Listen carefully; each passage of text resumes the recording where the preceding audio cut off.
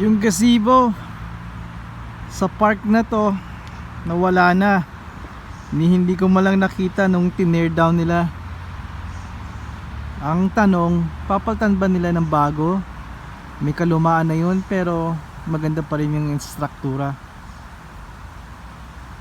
Doon ako nag-video ng mga ilan at in-upload ko yon dito sa channel ko.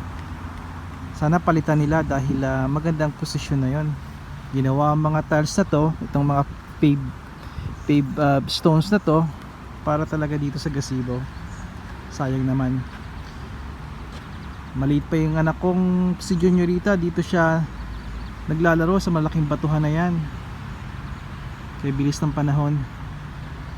Gazebo, doon din kami nagpapahinga.